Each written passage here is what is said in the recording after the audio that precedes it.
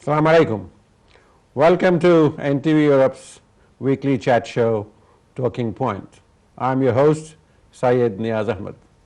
In our studios today, as usual, we have another very distinguished guest, Marina Ahmad Alam. She is an Indian classical musician. She is from Bangladesh, don't confuse with the word Indian, and she sings with a Sufi approach. Born in Dhaka, she was trained by Ustad Phul Muhammad Khan and Shri Barin Majumdar. Later she left Dhaka and went to Delhi. The rest, as they say, is history. Welcome to the show, Marina. How are you today? I'm fine, how are you? I hope the London weather is not bothering you. No, it's not. It's a very mild winter that we are experiencing. Yes.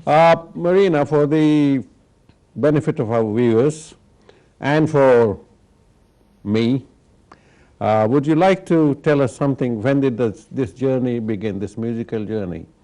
This began in Dhaka, but you have been to many places. You have trained in Mewati Gharana, in Jaipur Gharana, and in many places. You are the senior disciple of Pandit Padma Bhushan Jasraj ji. Yes. That's quite an honor, isn't it? Yes, absolutely. And you often accompany him on his tours in the world. Yes, I do. Right, so where did this journey begin and how did you get into music? Because I know that your father was a lawyer. Yes, my father, my grandfather, but in our family I think the music was always there. So I think when I was 3 or 4, I don't know when I started, always Ustad used to come home and tabla, we are learning classical music. And the first television came to our house when my elder sister, Tahmina, was performing. So music was always there.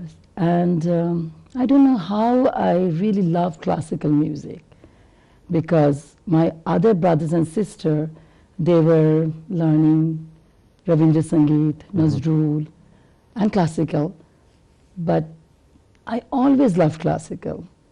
And when was I started with Ustad Phul Muhammad Khan, then Ustad Barin Majumdar.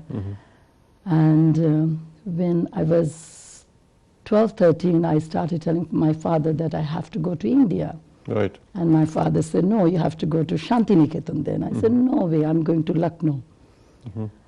And he compromised with me. How were you influenced? I mean, who influenced you?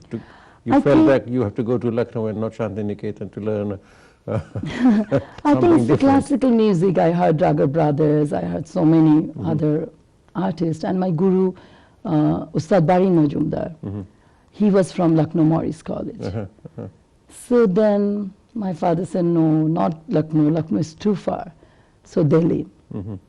So I went to Delhi, he dropped me off there, and my father, and you know, I always say that I have amazing parents, like born in a Muslim family, and when we were 16, they allow me to go so On your far own. on my own, exactly. And my father at that time, he was the Attorney General, and he said to me that, you know, you are in India and you want to be a musician, so think that they are your family. Right. You know, my principal, Vinay Chandra Mudgal. And I think that lesson I always in my life I remembered. And I don't know when I became, when many people ask me that they feel like I'm Indian, South Indian, look like it. And I think I feel like I'm so global. I never felt, you know, I'm in New York, I'm wearing sari, I'm walking, and I feel like, you know, I'm from everywhere. I never felt that, you know, I'm Bangladeshi or I'm Indian or I'm American.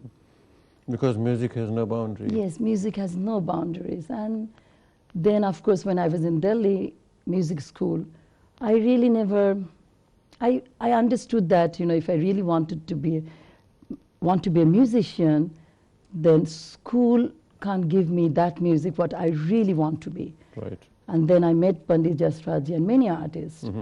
And when I heard first time Guruji, I told my principal that, you know, he's my guru. I want to learn from Pandit Jasraj ji. You call him Guruji. Yes.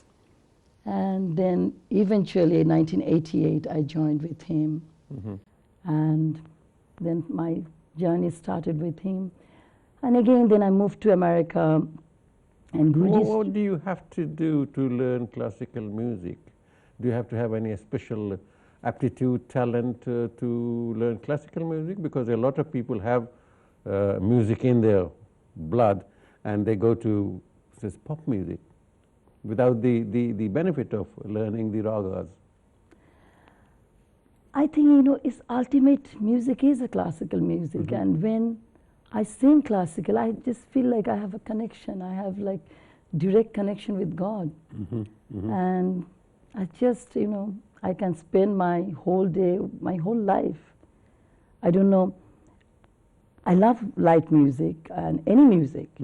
But I think everyone needs to learn classical music. If you don't learn classical music, then you don't know what you are doing. Even the Bollywood music, it's not classical music. It's all based on. Absolutely. And it's such a soul music. It's like the job of a clown, everybody thinks that a clown is just a funny person, he can do acrobatics and do that. But they are extremely clever acrobats to perform and not to hurt themselves and to make you, entertain you and to make you laugh, see. So to produce a very successful film based on some sort of very popular music, you have to know classical music. Yes. That appeals to people, Yes. that strikes a chord somewhere in their life. Yes, and people think that, classical music means, it's too long, it's too sargam, and it's not that. Basically, it's a sur, the note, tune, and I think everywhere, the music is everywhere. The wind is blowing. You can hear some music when the river is flowing. There's some music we can hear. So music is everywhere, and that is soul music. And the classical, you don't need anything. You can sit and you can sing. But you need a guide. You need a guide, yeah, that's true. Because the perfect note, again, it comes like, you have to, your whole life, you are really looking forward to, how I can sing the right note. Every morning, every day I practice, and even though I feel, oh my God, I don't sing in tune. Is your guru Jasrajji as strict as the Pandit Alauddin? Guruji is like that. He's our best friend. He's our father. He's every relationship. We can say that, he's such a wonderful human being. But when he teaches, oh my God, he's very tough. He can hit you. He can do anything. Oh, I learned that from Pandit Ravi Shankar, that Ustad Alauddin was very strict. Yes, and right that he would even hit people. When you spent how many years with Pandit Jasrajji? Oh my God, it's like 27 years. Yes, it says somewhere I read 2 decades. 2 decades, yeah, more than 2 decades, yeah. And you're training in Mewati Gharana. See, what is a for a layman like me? What is a Gharana? It's like a school of thought, is it? Yes, exactly. Like maybe you are from Khan family, I'm from Ahmed family. It's the same as the Gharana is like that. That Nazir Khan Sahib, Khage Khan Sahib ji, he started this Gharana. And then Guruji's father learned from him. Guruji's father learned from his chacha. And then when Dada Guruji died, Guruji was only 4 years old. So Guruji's guru is his eldest brother, Pandit Mani Ramji.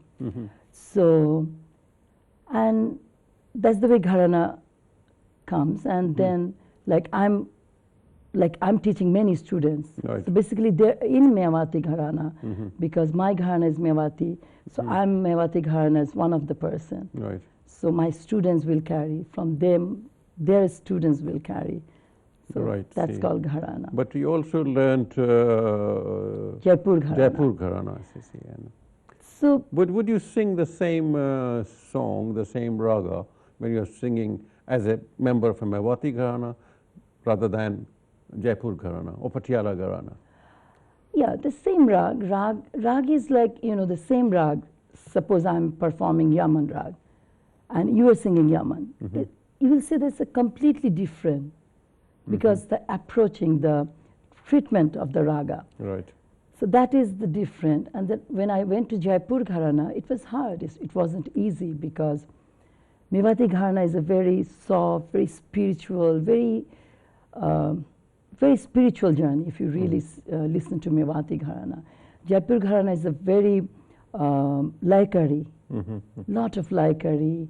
And surta, of course, there has to be sur. The perfect note, everything has to be there. So first 2-3 years with Srimati Manik Bhire, I learned, Ashwini Bhire's mother. And first 2-3 years, I really struggled. But I asked Manik Tai When you that... said a struggle, what did it involve? It's like the different style. Right, see. Trying to catch up. Catch up, yes. And I asked Manik Tai, please, you have to teach me from ABCD. Right. Don't think that I've already learned from Guruji. Don't, treat me as a new student, as if I don't know anything. And that's the way she learned me. And I always said, in my music, if Guruji is my father and Manik Tai is my mother, the father always showed the world that, how to stand. And the mother showed ABCD, everything. Yep. So I really felt that I learned the ABCD from Manik Tai. That's great.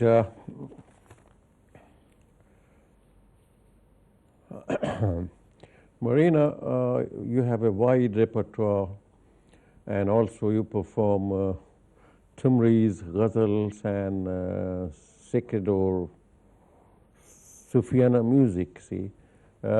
Did it come with other classical music like the different stages you went through, or you diverted to Sufiana music later? No, I think I'm a classical singer. Sufiana is just the kalam, it's just the poetry. Right. And from my childhood, even when I never understood what is the Urdu language or Hindi, but I used to sing ghazal, like Lagta Nahi Hai, I think I learned when I was 9 years old. I didn't even understood anything. Yeah. But it touched my heart, Lagta Nahi Hai Ji You didn't Mera. understand the politics, the pathos of a dying king who's being removed from his emperor. He's no more emperor, his empire is dwindling, and he's being shunted off from Delhi to Rangoon, and he says, Lagta nahi hai ji mera ujre dayar. Absolutely, I didn't understood anything. But what I understood, I think, is somewhere the theme, the sadness or the pain. Yeah. And I think music is like that, ultimately. You don't need the language. I have so many American students, my best students, she is from Japan and London. So Okay, Marina, I have to take a break, and then when we come back, we'll definitely talk more about the different gharanas and your performance worldwide. Okay? Yes. Don't go away. After this break, we'll be back soon with our distinguished guest today. See you soon.